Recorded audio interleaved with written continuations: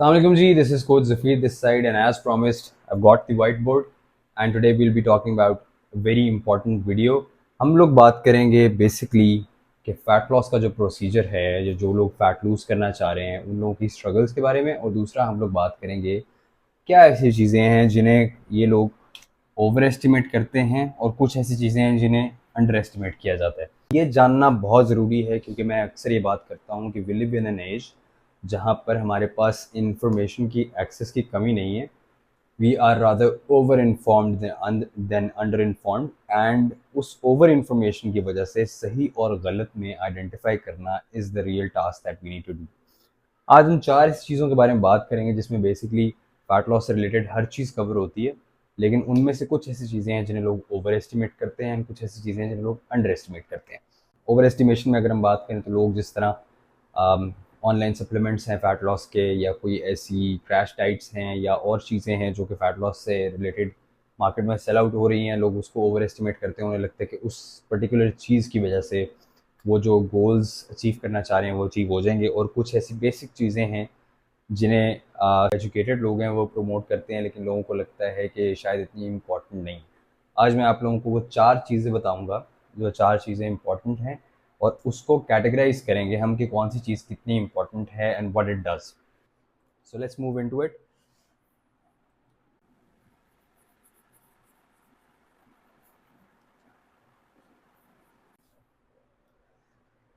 So first what we're going to do is we're going to identify those four things, and I'm just going to draw some lines here so we can have a better understanding of those things, right? So I would want you to keep your eyes on this section. The first one is, तो हम fat loss की बात करते हैं, before we get into the process of fat loss एक बहुत simple rule है जो कि शायद मेजॉरिटी आप लोगों में से जानती होगी, which is calories in versus calories out. If you are consuming more calories than you're burning, तो आपका फैट गेन होगा, you will be in a surplus and which will cause you to gain fat. And if you are burning more calories than you are consuming, तो क्या होगा कि you will be in a deficit and that would cause you to lose weight या lose fat. अब given कि ये formula in place है, इसके बाद हम जो भी चीज़ें डिस्कस करेंगे वो सारी चीज़ें इसके बाद आती हैं, और इसको फिर हम कैटेगराइज करेंगे क्या क्या चीज़ें। अब जब फैट लॉस की हम बात करते हैं तो आपके जहन में सबसे ज़्यादा इंपॉर्टेंट क्या चीज़ आती है? Diet, exercise, right. Diet most importantly because आप लोगों ने सुना होगा कि 70% डाइट होती है और कुछ जो बाकी 30% है वो एक्सरसाइज। ठीक है, तो सबसे पहले हम डाइट की बात करते हैं। वो जो चार चीज़ें उनमें वो चार चीज़ें कौन सी हैं? सबसे पहले हम बात करते हैं TEF, right, which is the thermic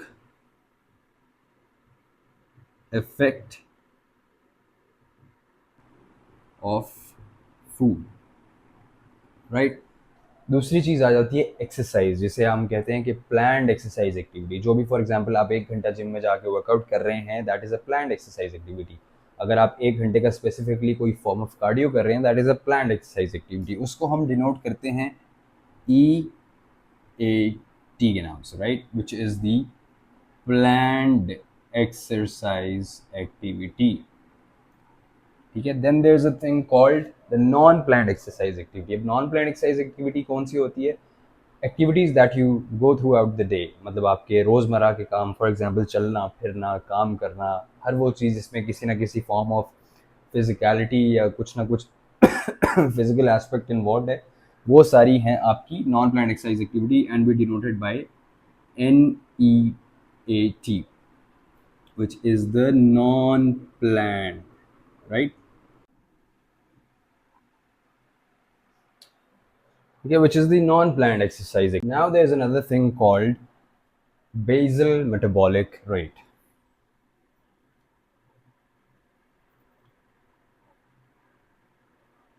Also known as the BMR, the basal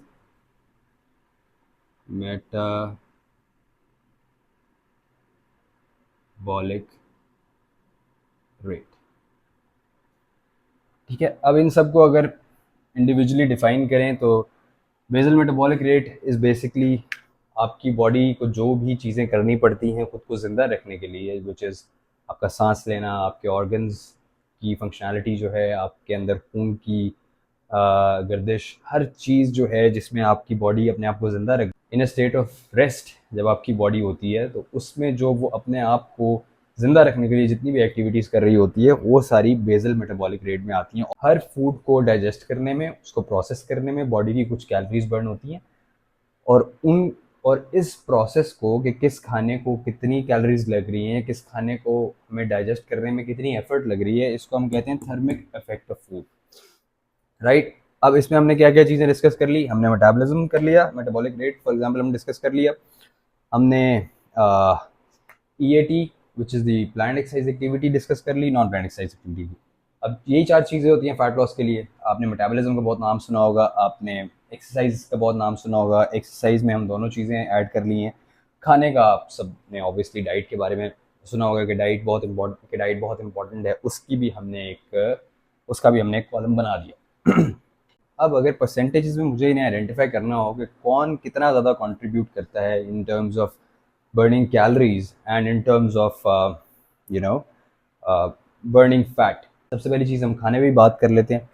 तो TEF has almost 10% contribution to whatever your fat loss is or whatever the calorie burning procedure is, right?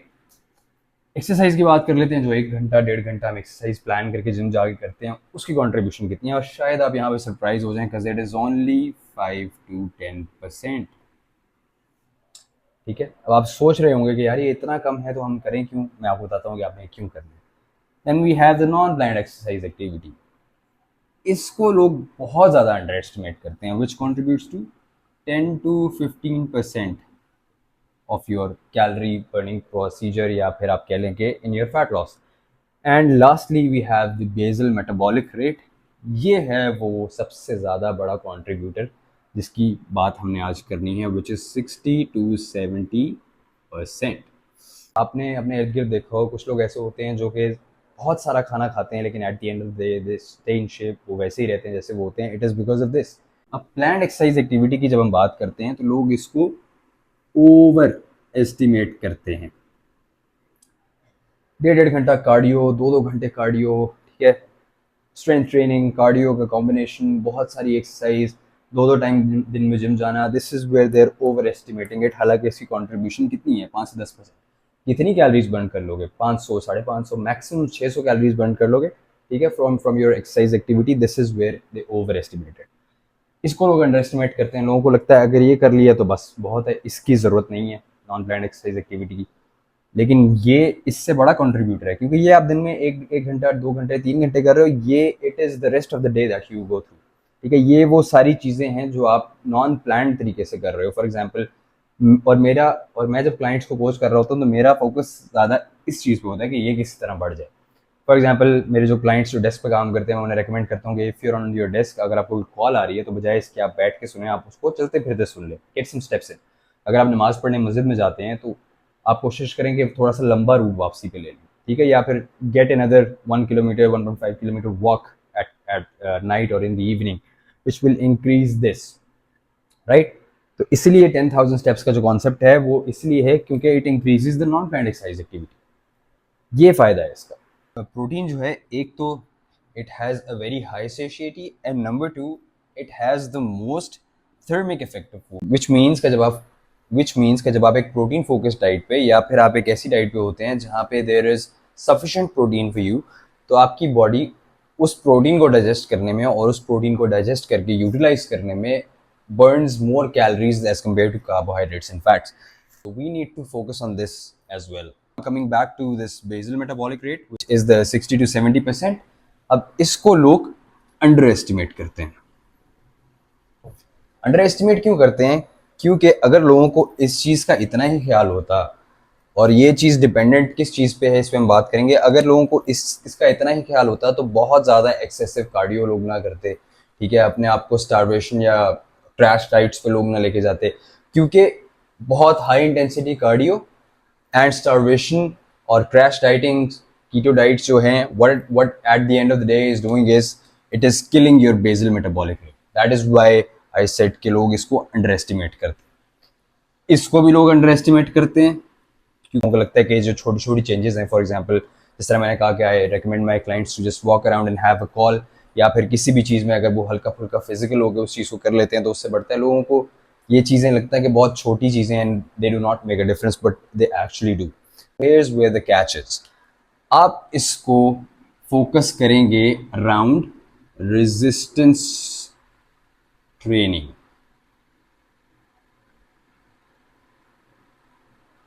ठीक है, इसको आपने focus करना है resistance training के around. What that does is, resistance training, आपने cardio करना है, आप करें 15-20 मिनट आफ्टर योर वर्कआउट आपने कार्डियो करना है, शाम में वॉक पे जाना है, रनिंग करनी है, that's completely up to you, but your entire focus of it being a planned activity should be around resistance training. What resistance training is going to do is ये हेल्प करेगा आपको muscle put on करने में। ठीक है, अब ये वाला जो फैक्टर है it is very much dependent on the amount of muscle you have. ठीक है, if you want to reap the benefits of this you need to have muscle mass only. आपका जितना ज्यादा मसल मास होगा आपकी body उतनी ही ज्यादा metabolically active होगी, आपका मेटाबॉलिज्म तेज होगा, and what that will do is you will be burning more calories at rested state as compare to a person who has lesser of a muscle mass. अब muscle मास की जब हम बात करते हैं लोगों के ज़हन में एक बॉडी बिल्डर आना शुरू हो जाता है। That is not what muscle mass is. So you should be focusing on resistance training so that you have muscle and that will eventually lead to a higher metabolic rate, right? अब मैंने जब यहाँ पे इसको कहा था कि लोग अंडर एस्टिमेट करते हैं, वो इसीलिए कहा था क्योंकि जो भी एक्टिविटीज हैं, फॉर एग्जाम्पल स्टारवेशन, ठीक है, for example crash diets, excessive HIT, high intensity cardio training, anything of that sort, ये सारा आपके इस मसल जो आपके अंदर ऑलरेडी है इसको डिप्लीट करना शुरू कर देते हैं। You start losing muscle instead of fat. वो जो वेट स्केल पे आपको स्केल ड्रॉप होता हुआ नजर आ रहा है it is fat but it is also muscle. आपने देखा होगा कि जो लोग इन तरीकों से वेट लूज करते हैं उनकी स्किन भी लटक जाती है and eventually it all comes back, क्योंकि उन लोगों ने इसको लूज नहीं किया, उन लोगों ने इसको डिटोरिएट कर दिया। अब next time it won't be as much. For example अगर किसी का 30% या 40% पे था और वो इस प्रोसेस से गुजरा है तो नेक्स्ट टाइम अगर 40 था तो ये 30 पे आ गया होगा, अगर 30 था तो 25-20 पे होगा। मतलब उन लोगों ने जो बेनिफिट्स इससे लेने थे वो उसको और ज़्यादा ख़राब किया है अपने लिए। तो that is the mistake that you don't want to do. अब करना क्या है इस पे बात करते हैं। यही सारी 4 चीज़ें हैं, राइट? इन्हीं में से हमने पिकआउट करना है कि हमने क्या करना है और इन सारी चीज़ों का मैक्सिमम आउटपुट लेना है, राइट? तो सबसे पहले हमने क्या करना है, हम एक्सरसाइज की बात करते हैं। EAT, planned exercise activity, right? You need to be hitting gym 3 to 4 times a week and focusing around resistance training. ठीक है, दैट्स द EAT पार्ट। इससे मसल बनेगा and eventually it will contribute to that. NEAT which is the non-planned exercise activity, उसमें क्या करना है, get extra steps in, stay moderately active, stay moderately active, चीज़ों को थोड़ा सा हलचल में लेके आए। ठीक है, फूड, अगर हम थर्मिक इफेक्ट की बात करते हैं, TEF, have a balanced diet,